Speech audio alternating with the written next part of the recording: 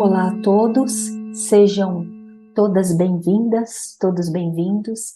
Este aqui é mais um encontro nosso, patrocinado pela Escola Iniciática do Templo Harmonia.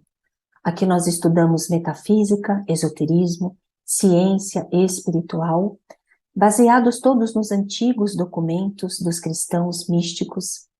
E nós aqui nesse encontro temos um tema muito especial, para lá de especial, um tema que não conseguimos falar na nossa última live, devido a problemas na internet. Dissemos a vocês que iríamos gravar aqui em vídeo e nos colocaremos à disposição em nossas próximas lives para compartilharmos com vocês aprofundamentos desse tema, se vocês assim quiserem, se vocês tiverem perguntas para fazer.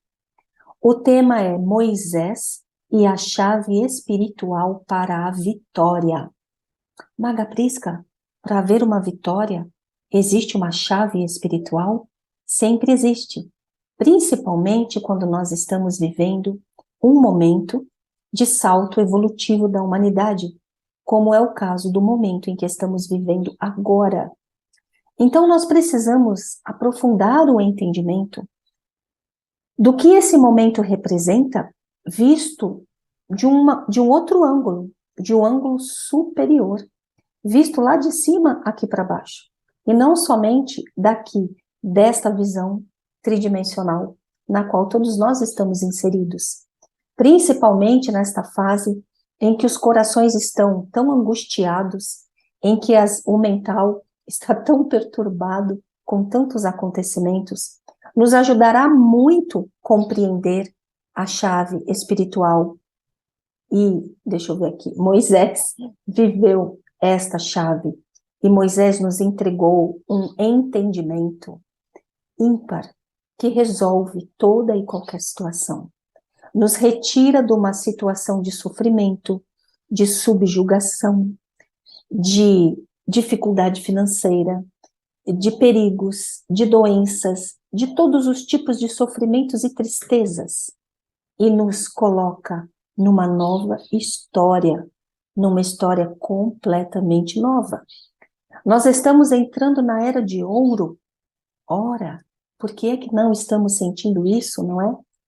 Em todos os nossos encontros anteriores e nas nossas lives, às sextas-feiras, promovidas pelo Templo Harmonia, através do oráculo de Tote, esse oráculo cabalista que nós compartilhamos com vários de vocês há muitos anos, nós temos falado deste difícil momento que iríamos viver e que é necessário ter conhecimento para conseguir sair da zona de sofrimento e entrar na zona evolutiva e ascensional.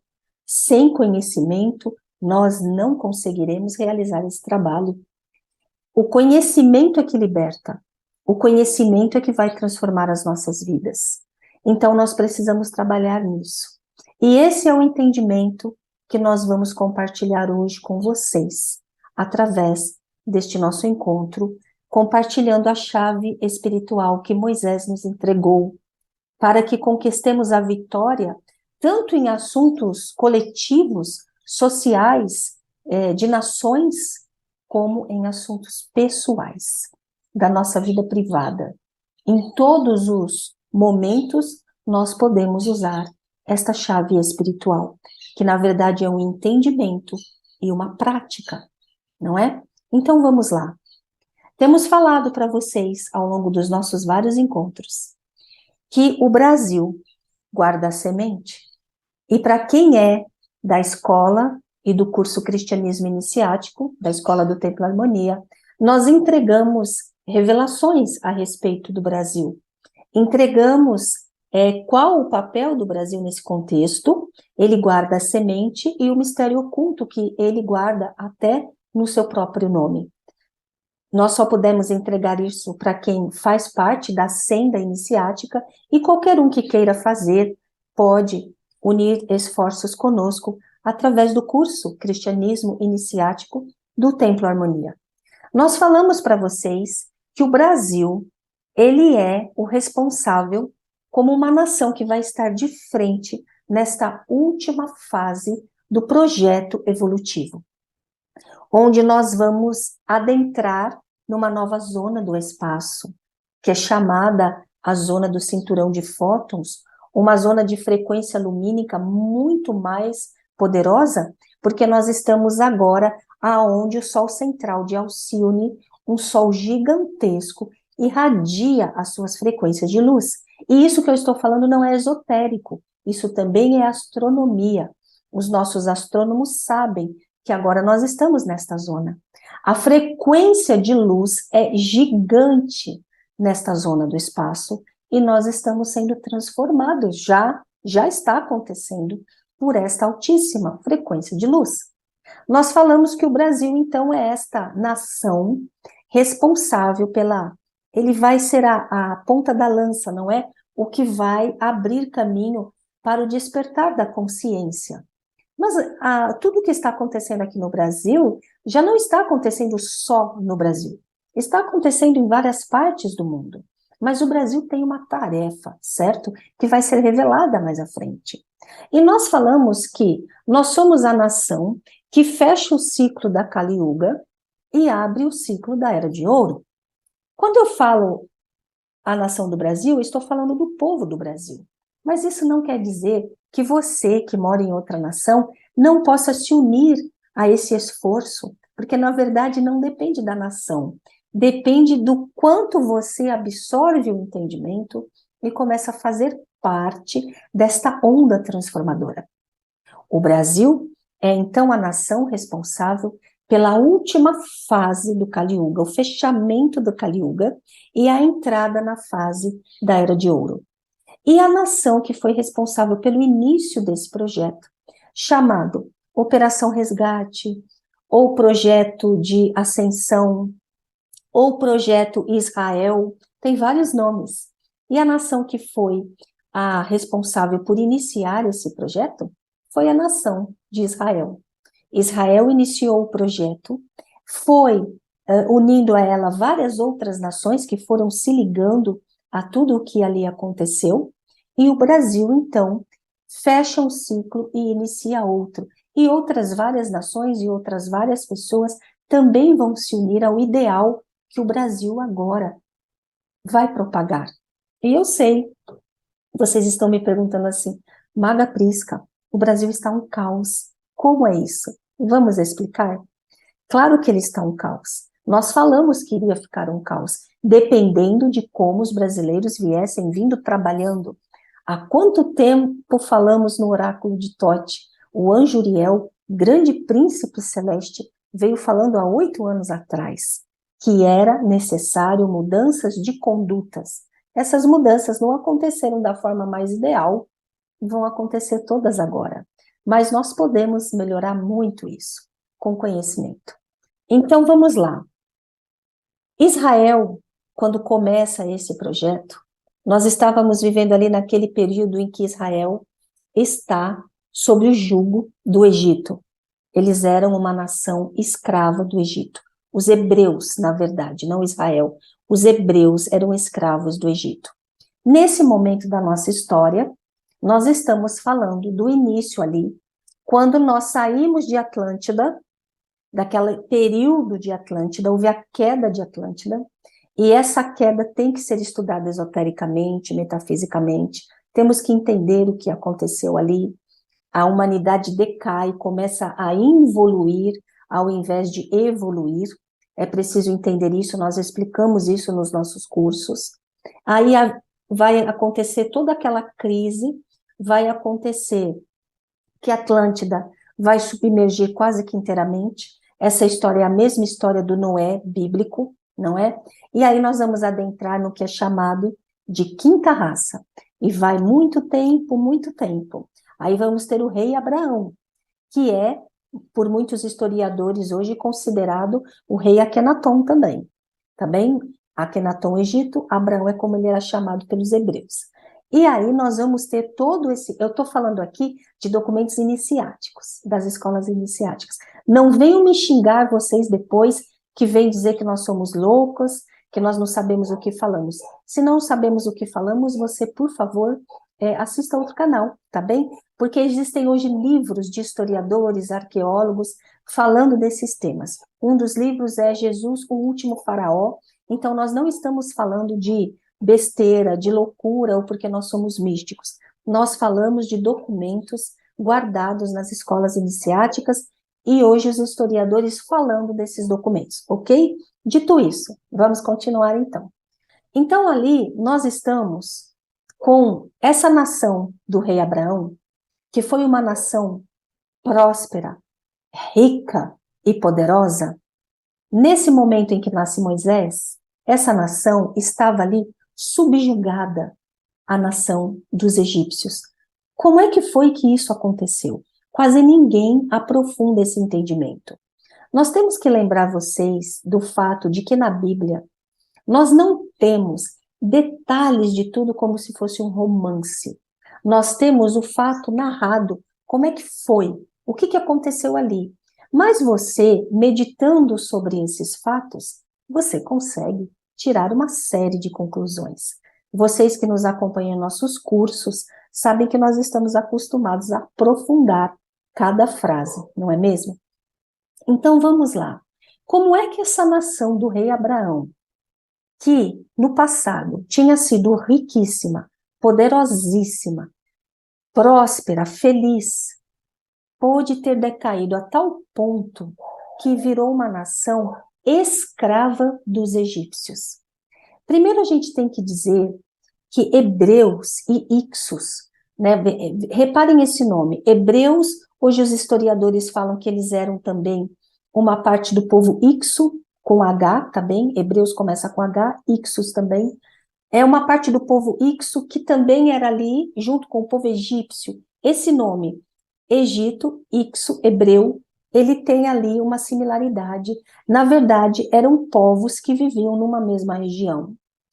Talvez Alto Egito e Baixo Egito, Abraão tenha sido um rei dessas nações.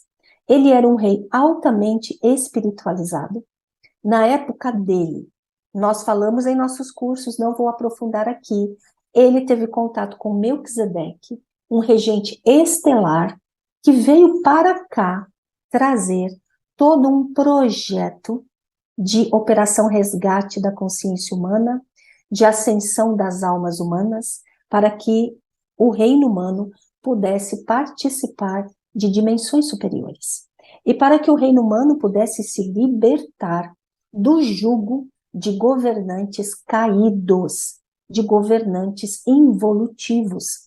Nossa, Maga, você está falando um monte de loucura, nenhum mestre disse isso. Todos os mestres, todos os avatares falaram disso em todos os evangelhos. Estude. Então, Abraão foi esse rei. E os hebreus foram a nação desse rei. Mas ele era um rei dedicado às ciências espirituais, à arte, à cultura, à ciência, métodos avançadíssimos. No seu reinado havia portais estelares. No seu reinado havia seres que usavam do ouro monoatômico. No seu reinado é que nós vamos ter ali a Arca da Aliança, esse objeto que veio de dimensões superiores e era uma máquina que até hoje nós não compreendemos de onde ela veio e tudo o que ela é. Então, tudo estava ali com os hebreus, com os Ixos. Só que esse povo, ele não desenvolveu a parte bélica, militar, de segurança. O rei, né, e toda a casa real, todas as dinastias foram desenvolvendo essa outra parte. Eles eram avançadíssimos em teorias de cura, em cirurgias cerebrais. Olha, eram muitas coisas. Só que eles foram sendo subjugados aos poucos pelos egípcios. A princípio, eles não perceberam. E eu vou falando essa história aqui, e eu quero que vocês vão refletindo com o momento que nós estamos vivendo agora, para vocês verem a síntese que nós vamos ter que fazer para conseguir nos desligarmos dessa história opressora, ok? Eu não vou entrar em detalhes dessa história toda, não dá. Eu quero chegar nos finalmente, ok? Então, os egípcios, eles eram também poderosos, bélicos, o poderio militar dele era muito bom, todo o governo deles muito bem estruturado, só que eles dependiam do povo, do rei Abraão, para várias coisas, cirurgias, medicina, a parte deles eles eram ourives, eles faziam joias alquímicas, eles curavam doenças, e eles tinham a Arca da Aliança. E eles tinham com eles o que nós chamamos hoje de pirâmide de Quéops, ficava nessa região, que era deles. E eles sabiam usar a pirâmide, que nós chamamos hoje de Quéops, mas eles chamavam essa pirâmide de outro nome. E as pirâmides, elas eram máquinas de frequências energéticas e muito, muito mais, que eu não vou entrar aqui no assunto agora. E aquele povo hebreu, os Ixos, eles sabiam usar tudo isso muito bem. E os outros reinos tinham muita inveja deles e queriam tudo aquilo. Os Ixos sabiam fazer o ouro monoatômico, o pó de ouro, o maná que eles se alimentavam, com o qual os faraós se alimentavam. Os faraós, vamos chamar de Egito, eles já não tinham mais esse conhecimento. Eles estavam continuando na decadência evolutiva. E os Ixos, hebreus, estavam indo na ascensão evolutiva. Mas os outros povos queriam colocar a mão naquela tecnologia toda, naquele ouro todo. Os Ixos sabiam fazer alquimia, praticavam alquimia, transformavam chumbo em ouro em todos os sentidos, internamente e externamente. A irmã de Moisés, Miriam, era a alquimista da sua época. Tudo isso levantava, instigava os outros os outros povos a querer roubar tudo aquilo que eles tinham. E eles eram alegres, felizes, saudáveis, prósperos. E eles iam vivendo a sua vida evolutiva. Outras nações, principalmente o Egito, começaram então a subjugá-los. E isso não foi rápido, pessoal. Isso demorou muito tempo. Foi aos poucos. Eles foram se subvertendo. Chegou um ponto que houve ali brigas de casas reais. E o Alto Egito e o Baixo Egito, os egípcios e os Ixos, eles então perderam o trono, os Ixos. E aquele faraó egípcio que usava a coroa do Alto Egito e o outro da outra parte usava a coroa do Baixo Egito, houve um momento em que um faraó usou as duas coroas, o que significa que ele conseguiu usurpar a cadeira real do povo dos Ixos. E os Ixos foi acontecendo, e eles foram permitindo. No momento em que se roubou o trono de quem era de direito, no momento em que o povo Ixo aceitou isso, não é? Deve ter tido revoltas, deve ter tido situações de confronto, mas acabou ficando, não é? Então, os egípcios foram dominando o povo Ixo e foram colocando a mão em tudo que era deles. E a partir daquilo começou a haver um controle, e quem estuda filosofia vai saber que quando um povo forte, mais materialista, domina o outro mais frágil, mais espiritualista, quem acaba ganhando é o materialista. Pelo menos foi assim até hoje. Então esse povo Ixo, ele foi se acomodando. E ele foi cada vez mais baixando de posição, cada vez mais baixando de posição, cada vez sendo mais usado. Então aí passou um ponto que o povo Ixo não tinha direito de frequentar várias coisas, o povo egípcio tinha. O povo Ixo tinha que trabalhar para o povo egípcio, com uma paga muito menor, por vezes somente pão e água.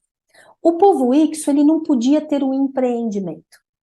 ele podia trabalhar no empreendimento, mas o empreendimento seria do egípcio. Então, os ourives, que entendiam tudo, entendiam como fazer aquela liga de ouro perfeita, eles tinham esse conhecimento. Eles trabalhavam nas fornalhas, no caldeirão, naquele calor, mas tudo que eles faziam era do povo egípcio. E assim foi com todos os conhecimentos. De sorte que eles tinham que passar tudo. A Arca da Aliança passou para o controle do povo egípcio. Só que a Arca da Aliança, ela era um objeto que não funcionava com qualquer um. Ela funcionava com quem tivesse alguns atributos específicos. Não era uma coisa assim, é só abrir, virar uma chave e ela vai funcionar. Não, a pessoa tinha que ter uma frequência. E quando a Arca da Aliança passa a ser utilizada pelos sacerdotes do Egito, ela deixou de funcionar. E também não havia mais ninguém dentre o povo hebreu, Ixo, que fizesse a arca funcionar. De sorte que ela estava ali meio encostada na pirâmide e ela não estava sendo utilizada. Então, com o passar dos anos, o povo hebreu ficou completamente subjugado ao povo egípcio. A escravidão desse povo durou 400 anos. Eles foram cada vez sendo mais subjugados, ficaram cada vez mais miseráveis, sem direito a nada. Chegou uma hora, eles não tinham mais direito de ler os seus livros e nem de praticar a sua religião. Já que eles não conseguiam fazer a arca funcionar, e quando a arca funcionava, coisas maravilhosas aconteciam na pirâmide, que é o que eu não dá tempo de eu falar isso aqui para vocês, já que eles não conseguiam mais fazer isso, então, como castigo, eles não podiam também praticar mais nada da sua religião. Quem estuda a história do Egito sabe que o nome de Akhenaton, ou Akhenaton, faraó, foi riscado de todos os grandes movimentos do Egito. Foi riscado de todos os papéis, ele teve que sumir. A gente talvez possa associar isso com o que aconteceu com Abraão e o seu povo enquanto ficou no Egito, se é que ele é mesmo Akhenaton, e o pessoal das escolas iniciáticas diz que é. Nós vamos entender por que o nome dele foi apagado da história. Porque eles quiseram sumir com os registros desse povo, que passou a ser escravo dos egípcios. Eu quero aqui que vocês observem o fato. Uma nação inteira. Uma nação. Nunca antes havia acontecido na história de uma nação inteirinha ser escrava de uma outra nação. E foi isso que aconteceu. Os faraós egípcios, para quem estuda ciência iniciática, eles estão relacionados com os governantes caídos da terra. Eles tinham todo o conhecimento para ascensionarem as suas consciências, mas eles foram se deixando perverter por todos os defeitos. A arrogância, a soberba, o egoísmo, a luxúria, a gula, a vaidade, todos os defeitos você vai encontrar nos faraós, que são os governantes, e nos sacerdotes do Egito, que decaíram, se venderam, faziam ritos, voltaram a fazer os ritos de morte, de ofertas, de jovens, de crianças para deuses que queriam sangue. E o povo Ixo, que não praticava nada disso, pelo contrário, estava vivendo um momento muito especial. Um momento onde eles estavam despertando para a consciência de que existe uma presença divina, um Espírito Sagrado, um Altíssimo Pai, Mãe, que cuida de nós e que é Senhor de todos os outros deuses menores, é Senhor da evolução e que nós estamos aqui vivendo um processo evolutivo. O povo Ixo, o povo hebreu, estava despertando para essa ideia Quando naquela época só existiam seres que acreditavam no politeísmo, no panteísmo e em deuses que exigiam sacrifícios humanos, sacrifícios de animais. Deuses que exigiam sangue para que as colheitas fossem fartas, para que a prosperidade acontecesse. Então, vejam a diferença dos povos. Um estava tendo um despertar da consciência. Estava se preparando, então, para viver um salto evolutivo. E o outro, o povo egípcio, estava numa decadência evolutiva. É desse momento que nós estamos falando, nessa época. Só que ali acontece o seguinte, é o que nós temos que perceber. Existem fases na nossa história, no nosso planeta, mas também existem fases cósmicas, em que vai haver um salto evolutivo.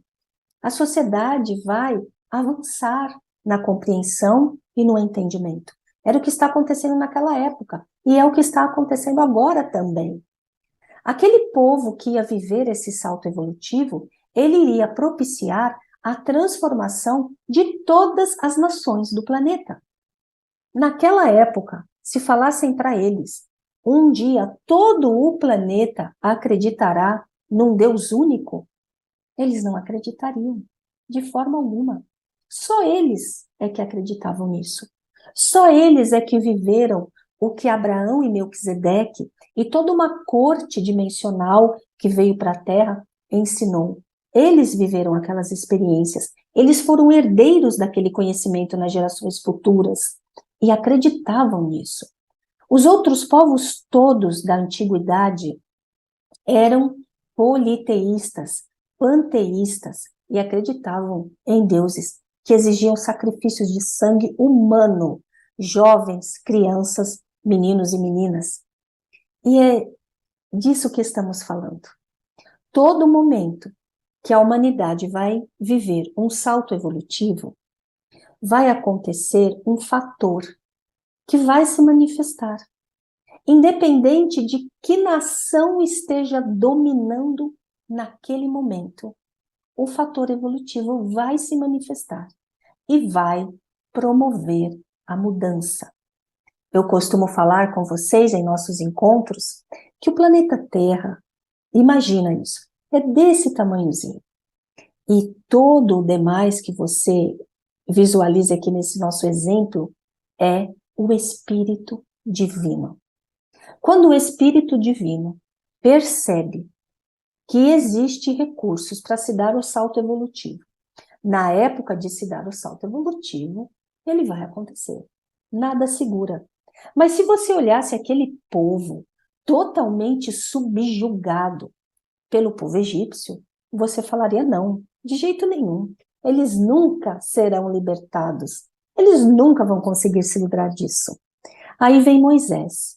Nasce essa criança, que tem toda uma história aí, que ele foi pego naquele bercinho de junco, que veio para o rio para as mãos da princesa, né, da dinastia lá, da corte dos faraós, ela era uma princesa. Na verdade, os documentos que temos, e de vários livros já, dizem que ele era também um príncipe da casa real dos Ixos, ok? Porque os Ixos continuaram com os seus príncipes e a sua casa real, concorda? Por mais que eles tenham sido subjugados, a linhagem da casa real continuou, concorda? E essas duas casas reais, a dos Ixos e a dos egípcios, na ancestralidade, no passado, eles tinham sido muito próximos, tá bem? Então, esse menino Moisés, ele é da casa real dos Ixos, mas ele é filho da princesa egípcia, que foi a que pegou ele naquele barquinho. Foi tudo já combinado. Ela veio de uma longa viagem, ela tinha o seu grande amor, que era um príncipe da casa real dos Ixos, mas que estava exilado, e ela tem esse garoto chamado Moisés. Ela coloca esse nome nele. Ela diz que o adota, que ficou com dó, que ele era hebreu, e ela queria ficar com ele. Mas pensem bem, iam deixar uma princesa criar um hebreu escravo na corte dos faraós? Ele foi criado como príncipe. Na verdade, muitos ali sabiam se tratar do filho dela. Moisés é da casa real dos hebreus, dos Ixos, e ele é criado na corte egípcia.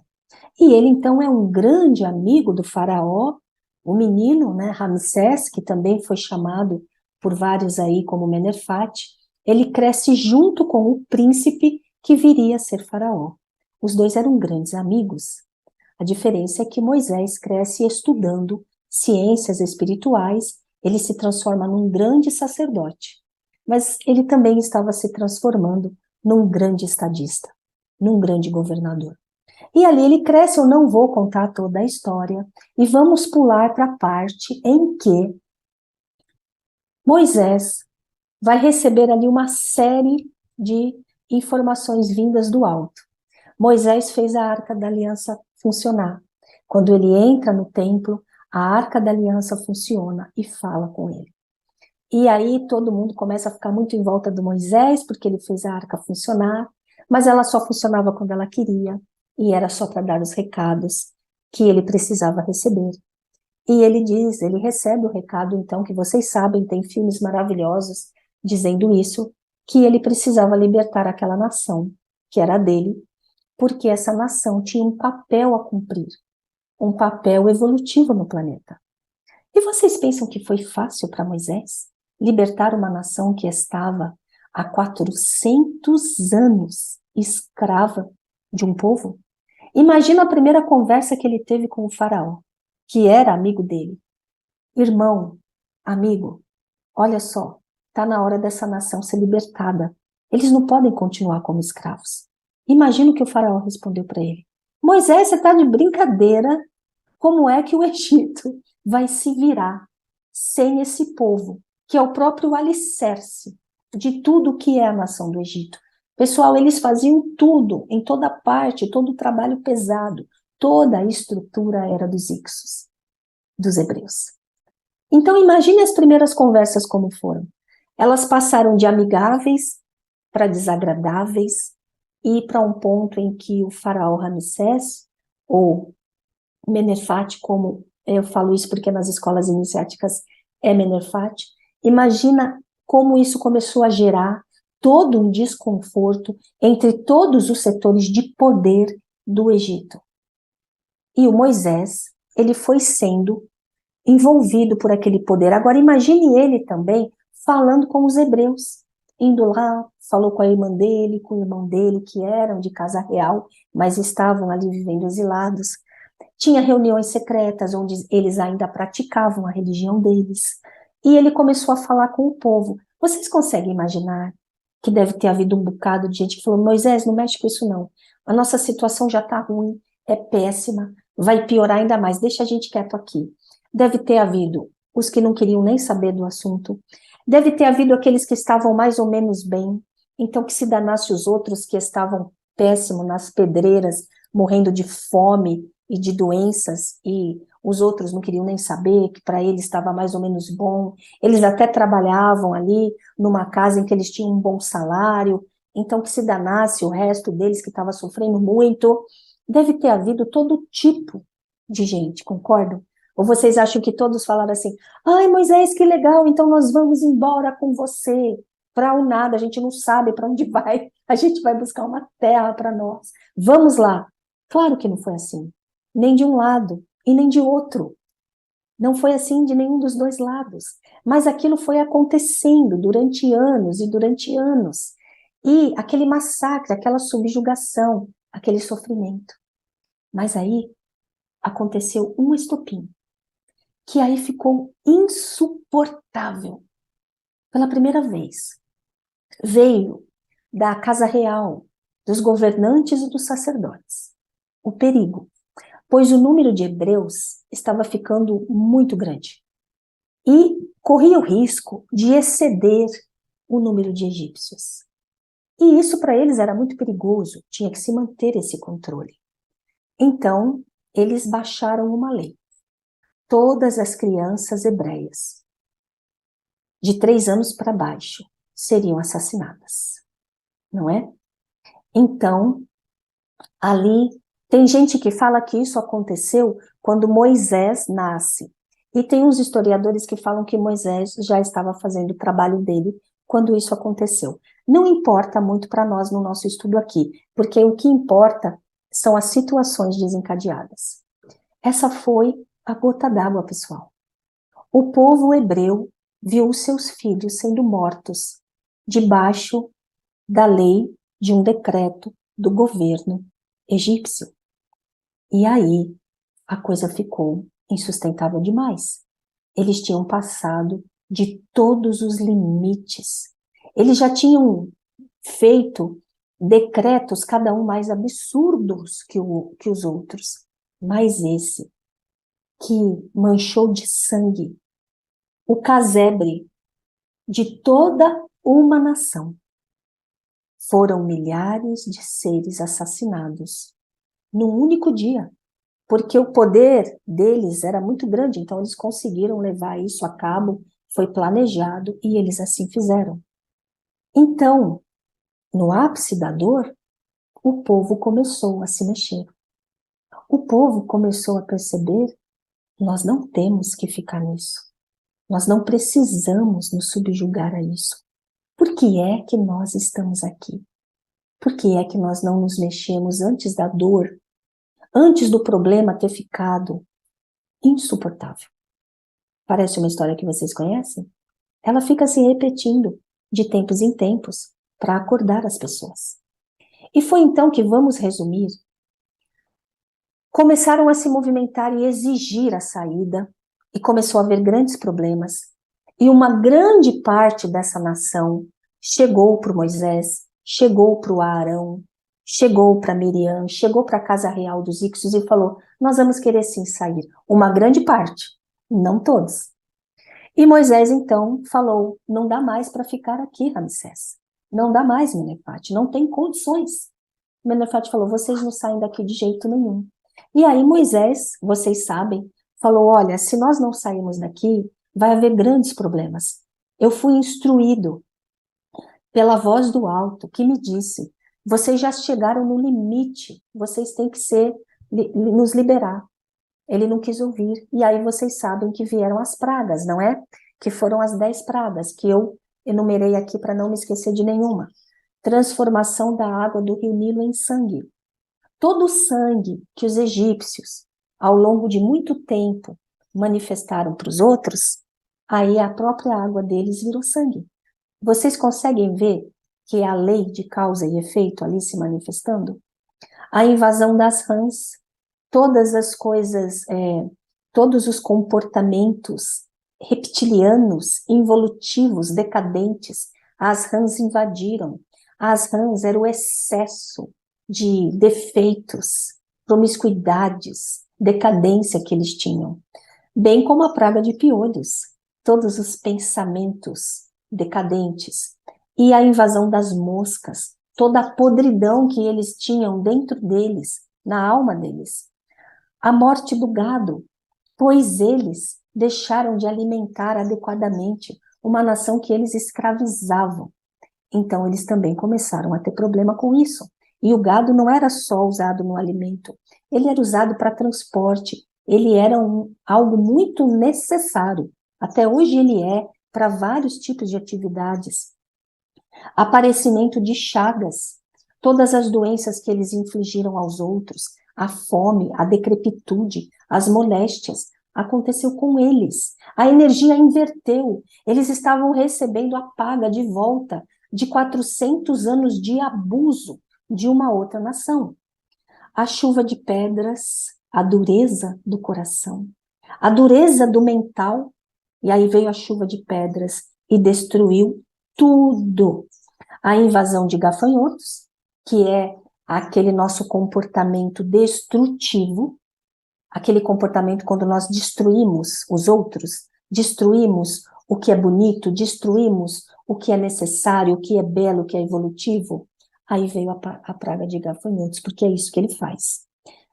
E vieram as trevas, né? Nós tivemos ali um eclipse, tivemos um problema, que o que foi aquilo? Que ficou escuridão, não é? Então tivemos a ajuda aí de seres de outras realidades dimensionais, porque essa escuridão durou dias. O que foi que encobriu o sol naquela região apenas? E aí nós tivemos a última das 10 pragas, que foi a morte dos primogênitos dos egípcios. Anos antes, eles tinham mandado matar todas as crianças dos hebreus. E a última praga foi a morte dos seus primogênitos, dentre eles o filho do faraó. E aí o faraó, não suportando mais, essas pragas foram anos, tá bem? Anos. Imaginem esse sofrimento. Eles viveram em poucos anos uma somatização de tudo que eles estavam fazendo durante 400 anos. E aí então o faraó os libera. Mas o plano, claro, não foi liberá-los. Deixar a nação inteira fugir. Fugir não, sair. Entendam, pessoal, essa nação que sai, não sai todos, não são todos os que querem ir. Eles vão receosos, eles vão brigando entre eles, um quer ir de um jeito, um quer de outro. Pessoal, tentem meditar no que tenha sido isso. Não foi algo assim, vamos. Foi algo complexo, né? Cada um num nível de consciência. Os líderes, os que seguiam, eles levaram tudo que era deles. Os animais, todos os objetos dos seus domicílios, saíram com as suas carroças, saíram com seus filhos, com o seu gado, com as suas galinhas, com tudo. E foram saindo, e foram andando. Moisés tinha já um roteiro na mente dele, que foi dado para ele. Moisés também faz uma coisa, viu, pessoal? Ele vai lá, dentro da pirâmide, junto com os sacerdotes que iam ir com ele, logicamente, e ele tira a Arca da Aliança da pirâmide. Isso ele não disse que ia fazer, ele rouba a arca. Porque a arca era dos Ixos, não dos egípcios, era dos hebreus. E ele vai levar a arca com ele. Com licença. E lá vão eles. E aí eu quero que vocês, eu vou chegar nos finalmente, porque está muito longo esse nosso encontro, eu quero que vocês imaginem eles indo embora. Com muita dificuldade, eles vão para uma jornada, eles não sabiam direito para onde eles iam, mas eles sentiam no coração o chamado, que eles iam em busca de um novo lugar para eles estabelecerem a nação deles como ela deveria ser. E eles iriam trabalhar com as coisas deles. Mas dentre eles, haviam seres de diferentes níveis. Havia os mais evoluídos, os menos evoluídos, os mais lúcidos, os menos lúcidos, os pacificadores, os belicosos, os encrenqueiros. Havia de todo tipo. Era uma nação inteira. Milhares e milhares de seres. Imaginem o tamanho dessa comitiva. E lá vão eles. E aí, depois de muitos dias, eles vêm a saber que o faraó mandou os seus militares, toda a classe de seus guerreiros, no encalço deles, para pegá-los no caminho e chaciná-los, matá-los todos. Ele não queria nenhum vivo. Ele não ficaria mais com eles como escravos? O Egito ia cair, o Egito ia entrar numa decadência. Imagine, de um dia para o outro, de uma semana para outra, você deixar de ter a mão de obra numa nação que não tinha outros para fazer aquele trabalho. O Egito ia cair. E além de tudo, em um dado momento, eles informam que a Arca da Aliança não estava mais lá, no templo da Grande Pirâmide. Com toda a dor, com todo o desvairamento que esse faraó decadente estava sentindo, ele manda matar toda a nação no caminho. E aquele exército sai depois de muitas semanas e vai ao encalço deles, com cavalos, com carroças, com guerreiros, com armas. Eles eram muito mais rápidos. Com certeza, eles iriam alcançar. Os batedores, né, dos Ixos, dos hebreus, estavam atrás e na frente. Os que vinham atrás vieram e trouxeram a informação. E esse povo começou a ir mais depressa. Então, eles não sabiam qual seria o destino deles. Medo, pavor, pânico. Na frente deles, o desconhecido. Atrás deles, os subjugadores, que tinham poder muito maior do que o deles. Mas aí entra uma outra questão nessa história, motivo desse nosso encontro. O fator espiritual, o fator evolutivo, o fator que vem do alto, O fator que vem do alto, ele resolve qualquer situação. Está nos Salmos. Por mais que os seus inimigos sejam poderosos, quando o fator espiritual se manifesta, ele resolve a situação.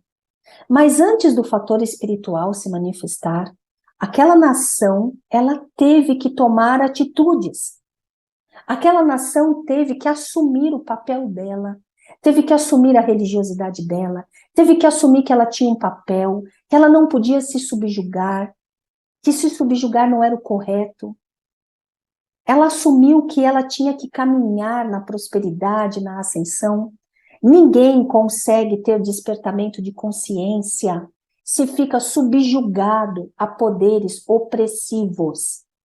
Toda a opressão impede a ascensão, a evolução.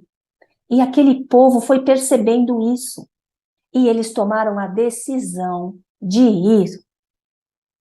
Haja o que houver, eu não posso mais ficar aqui onde estão matando os meus filhos, onde estão me subjugando, onde estão me impedindo, onde estão me molestando, onde estão me mantendo aprisionados numa situação de pobreza, de ignorância. Aquele povo tomou a decisão. E foi com Moisés, que era governante, que era sacerdote, que era um altíssimo iniciado, junto com Araão, irmão dele, e junto com Miriam, a irmã dele. Eles formaram uma tríade. Dentro dos cursos nós falamos muito de tríade. E eles levaram aquela nação. Mais atrás deles já estavam os exércitos do faraó. E aí acontece algo terrível. A coisa mais terrível que podia acontecer. Eles dão de cara com o Mar Vermelho. Na frente deles o Mar Vermelho, atrás deles vindo os exércitos do faraó. Vocês conseguem imaginar o que essa nação, o que esse povo, o que essas pessoas sentiram? Ódio do Moisés? Com certeza. Moisés, que foi isso? Você tira a gente de lá para trazer aqui, de cara com o Mar Vermelho, para a gente morrer. A gente nem vai, nem volta, morre todo mundo aqui. Vocês conseguem imaginar o desespero deles? E com certeza eles culparam, com certeza eles esbravejaram, e com certeza foi uma minoria que continuou firme, acreditando em algo maior, como eles foram treinados a acreditar.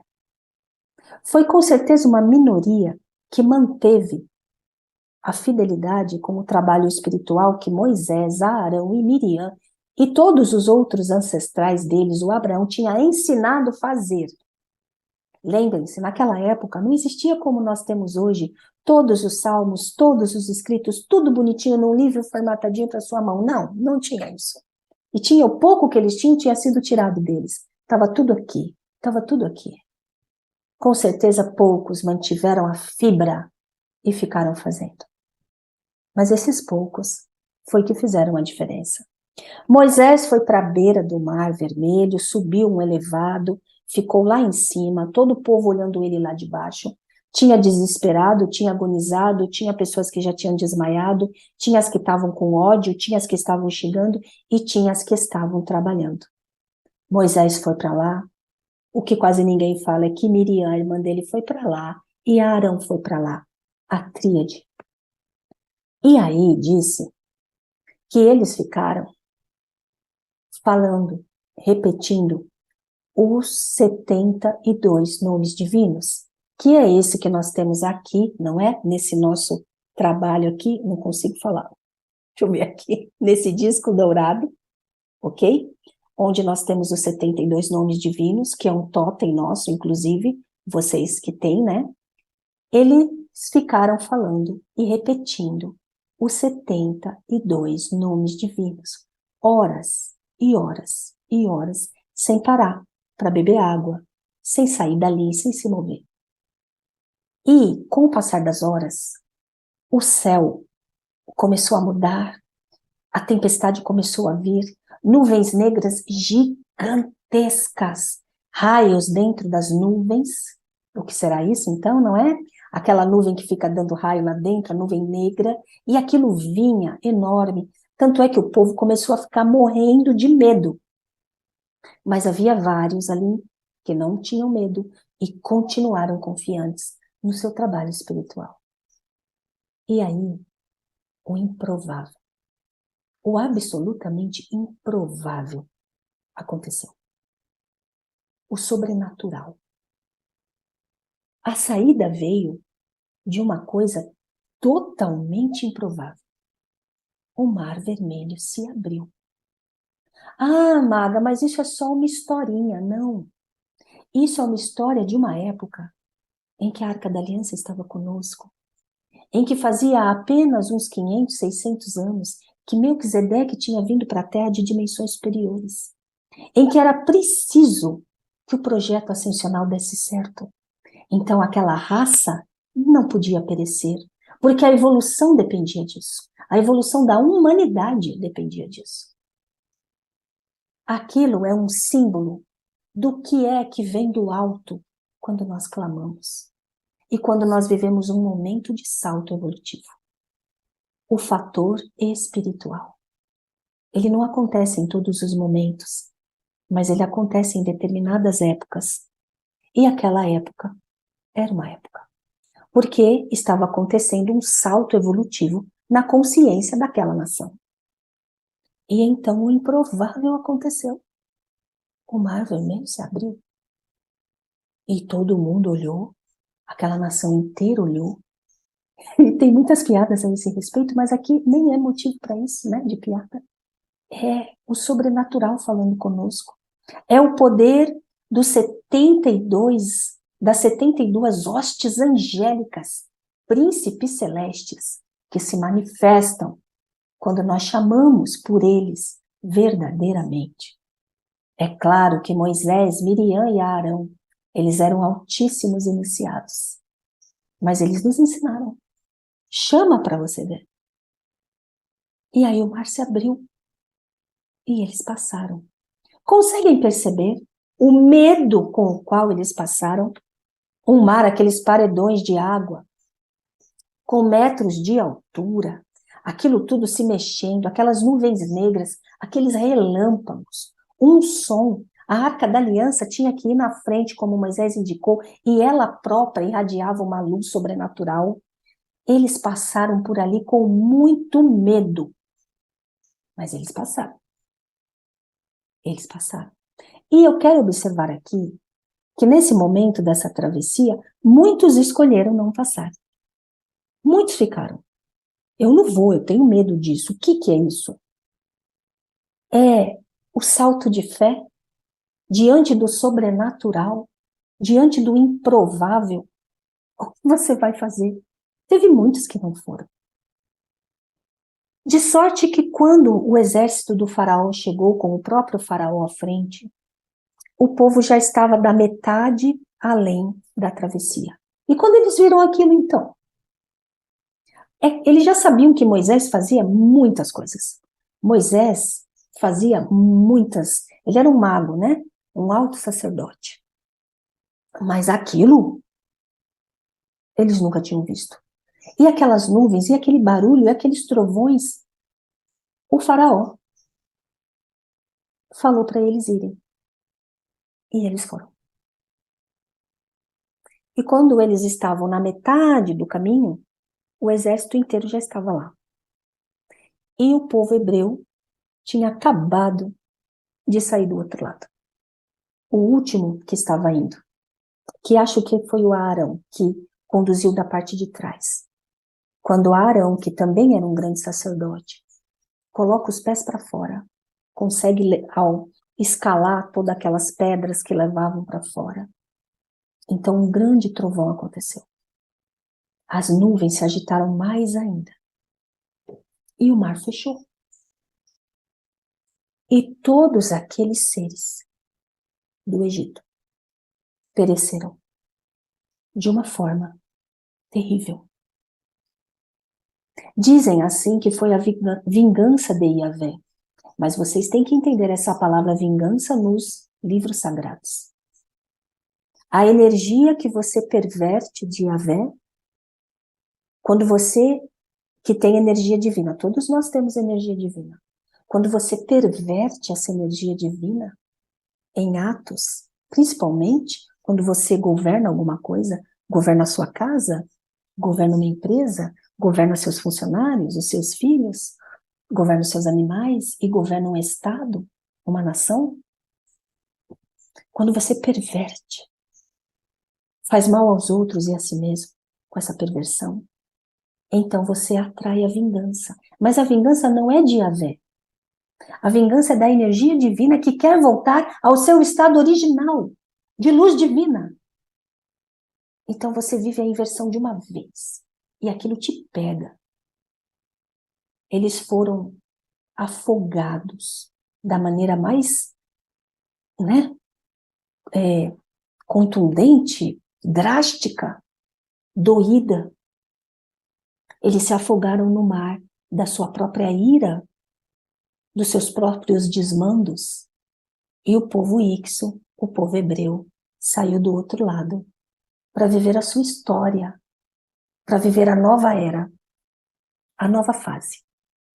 De sorte que falei tudo isso, porque eles atravessaram o Mar Vermelho para viver uma nova fase na Terra.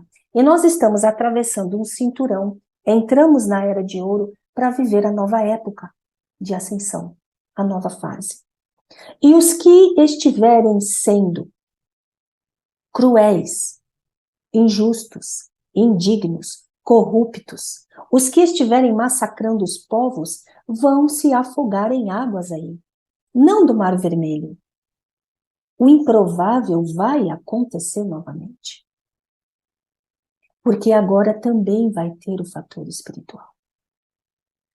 E ele vai salvar as nações e os povos que quiserem viver o salto evolutivo.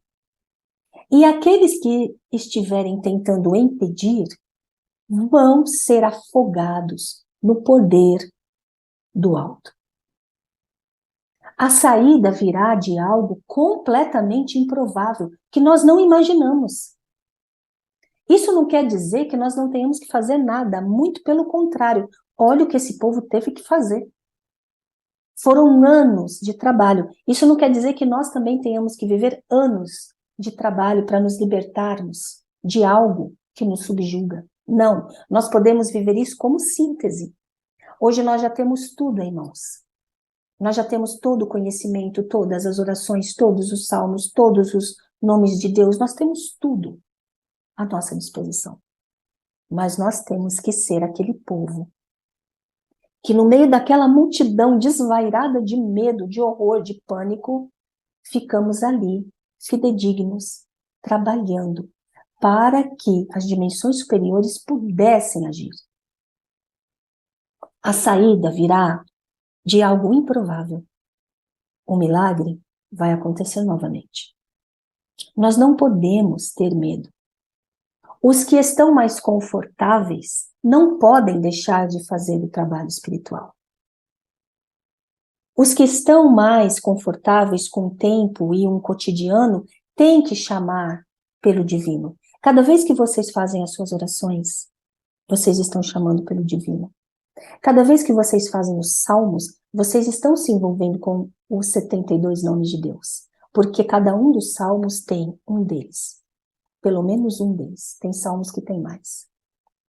E nós, de presente, vamos colocar para vocês que fazem o curso Cristianismo Iniciático, ali naquele módulo onde nós colocamos os salmos gravados, onde nós oramos os salmos com vocês, nós vamos colocar ali um trabalho, que é a música sagrada que repete os 72 nomes divinos, como música. Nós vamos colocar esse disco com os nomes, e vamos colocar a música repetindo os 72 nomes divinos.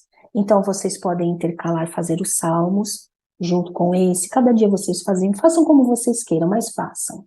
Vocês que são templários, saibam, lembre-se, os templários, os místicos, os guerreiros orantes, os que estudam vão sair na frente, vão ficar liberados antes do sofrimento. Por quê? Porque eles estão mais envolvidos com a luz, com a graça, com as energias divinas. Então, eles vão ficar liberados antes, mas vão ter que trazer outros com eles. Então, o que nós vivemos agora, que nós já estamos na quinta dimensão, é a nossa escolha. Os milagres acontecem para quem se coliga com estes milagres. Essa história está na Bíblia e ela é fantástica, mas ela tem que deixar de ser vista como uma história e ela tem que ser reinterpretada como um acontecimento que realmente se efetiva para aqueles que se coligam com o que é transcendente. E agora, nesse momento, nós estamos sendo chamados para isso.